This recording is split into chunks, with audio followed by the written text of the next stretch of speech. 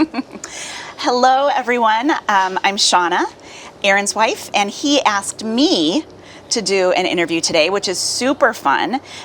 Today we have Emily Freeman in our backyard, which is so delightful. So we're here with Emily in Brooklyn, which is such a treat to get to spend some time together. We've known each other for a really long time, but we very rarely get to see each other in person. So I'm just going to dive right in. Welcome to our backyard. Welcome to Brooklyn. What are you doing here? I'm so glad to be here. What a treat to be in your very backyard. Thank you. We have a recent college graduate, so we are here looking at living accommodations because come July, we're going to be down one roommate. So we're going to move our oldest to Brooklyn. This is a big because deal. that's a normal thing to do, but that's why we're here. Well, we are so excited about that, and we welcome your family to our lovely neighborhood. Oh, We're thank so you. glad to have you here for this visit, Yeah. but then also long term. This is so fun. So fun. We think it's a great place to live. So, It looks like it is. so far, you so good? So far, so good. Okay, good. Okay, so I'm going to ask you a couple questions about the retreat. So there is a retreat coming in Raleigh. I can't wait. Which is your hometown, or the town-ish It's where my you home live. state. Yes. And Okay. it's about an hour away, Okay. but you know, Raleigh is very familiar. So Okay. I'm so excited to bring this retreat to North Carolina. I think this is the first time In pastors, North priests, and guides have been to North Yeah, Carolina, definitely. which Yes. is very exciting. So I know that one of the concepts you all talk about in terms of retreats is the idea of enchantment, and specifically of re-enchantment. Yeah. Tell me a little bit about what that particular phrase means to you. To me right now, when I saw this was the theme Yeah. of the retreats this year, I was in just that word. First of all, it's not a word we use very often. And so that alone was like, oh, I'm curious. But I will say, I think a lot of us, especially in circles of faith and in conversations that I'm a part of lately, I feel like that word is something that captures maybe a re-enlivening or a longing for flourishing that I think we probably all are hungry for. And so to me, it's sort of a life-giving word. It's a word of maybe what might be here that has maybe in some ways has grown tired, but we need to take maybe a second or third look at it. So those are some things that come to mind when I think about this theme of re-enchantment. That sounds beautiful. And I love the word longing, reimagining, a desire for something more. That feels life-giving. Yeah. That feels really beautiful to me. Yeah, me too. So in terms of the Raleigh retreat experience, if someone's like, I'm interested, but what's going to happen to me when I'm there? What do you want people to experience while they're there? My favorite part of that question is what's going to happen to me? Right. Am I going to be okay? Yeah, I mean, start there. Will they be okay? You're going to be okay. Okay. And I think, Aaron and I have talked about this, and I'm sure you guys have had many conversations about this over the years with pastors, priests, and guides. And you went, do I have to be a pastor, a priest, or a guide to come to this? And I've been I've been mentioning the Raleigh retreat on my Substack recently. And what I've said is, if you're reading this, meaning like if you like the stuff that I typically write about, you're welcome to come to this retreat. You do not have to be on staff at a church or in a faith community where you're like the one in charge. I mean, as you know, we're all in many ways asked to be leaders, even when we're not in charge. Maybe sometimes the best leaders are the ones who are not in charge. And so that's something that comes to mind is you will be okay. You will be welcome. There is a seat for you at this table.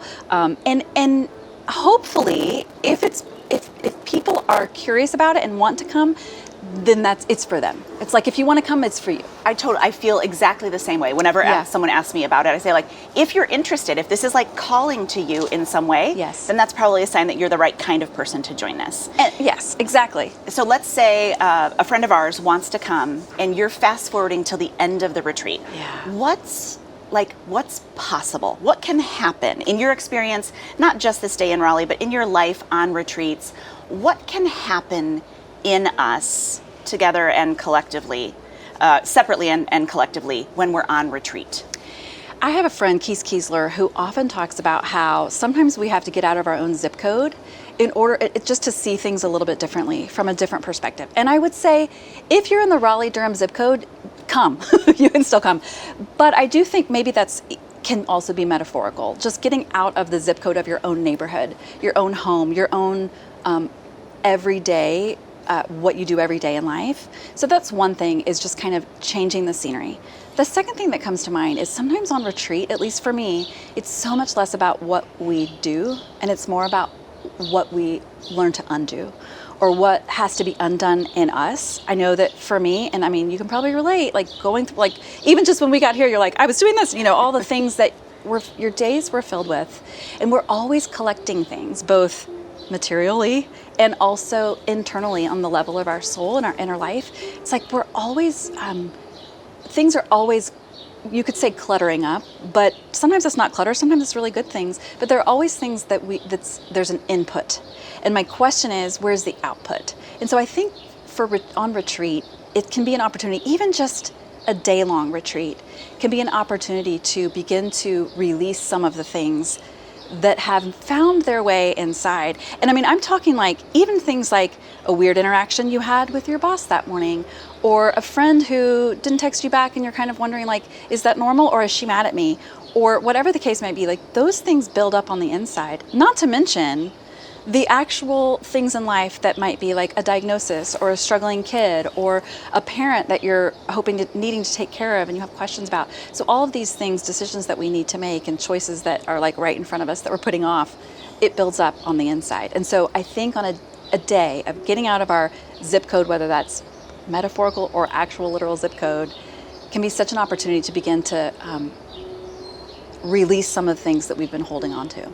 Oh, that makes so much sense to me. And that really resounds both with my need and my experience of retreat. I think that's a really beautiful way to put it. And it feels to me, so I know a phrase that's really important to you is soul minimalist. Yeah. And that feels sort of exactly like what you were talking about, that things build up, that we collect them along the way, and that some of deep spirituality maybe, or spiritual maturity is learning how to kind of release and let go of those things to create a little bit of soul minimalism. Am I saying that a little bit right? You're saying it perfectly. Would you write that down for me, Shauna? So tell us about, I want to, like, if you were, Emily, what are you about? I know that phrase is one of the core things. That's right. Tell us a little bit more about that. Yeah. Well, I think, we all know the concept of minimalism. It's sort of like, what am I holding on to that I no longer need? And I think we can ask that same question on the level of our soul, but for me, I flip it a little bit and ask myself, what has a hold on me? And John, my husband, and I talk a lot about how every morning there's something to let go of. And that's both something that I can like really release that is happening maybe in the day, or something that I can allow to let go of me. And so it could be anything, as we've said, but that's one of the things that I feel like I'm sort of about.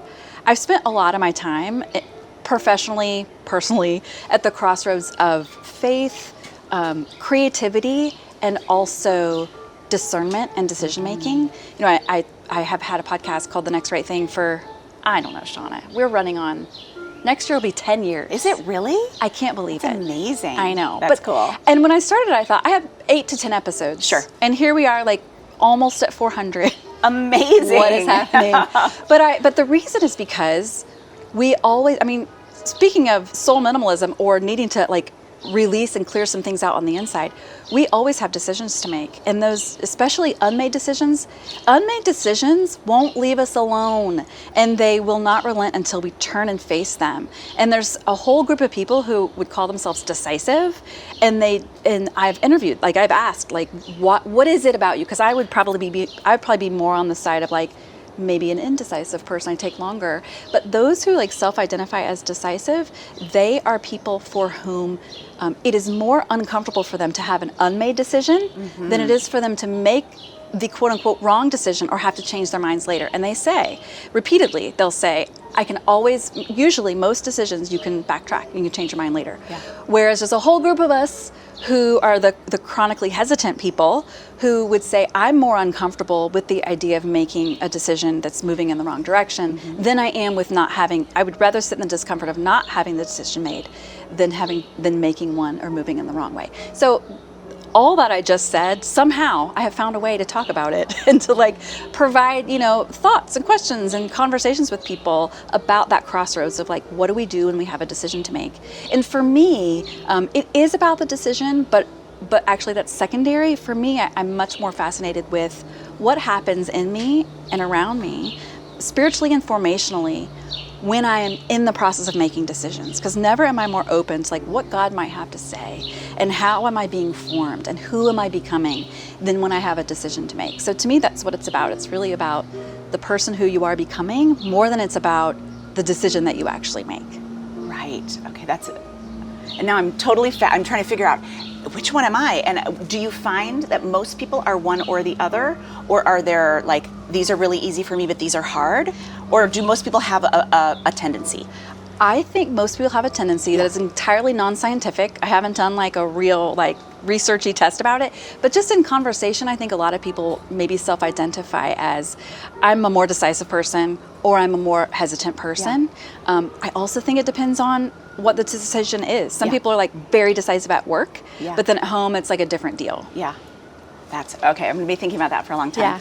Yeah. If people want to find out more about your work, how can they find you? Where on the internet, or books? Yeah. Where would people, if people want to take a first couple steps into your work, where would they find you? So emilypfreeman.com is basically everything. I also write, we talk about the Soul Minimalist. I have a Substack called the Soul Minimalist.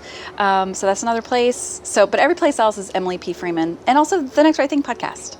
Great. Yeah. Wonderful. Well, we are so excited. I know we just launched registration today. There are already a lot of people signed up.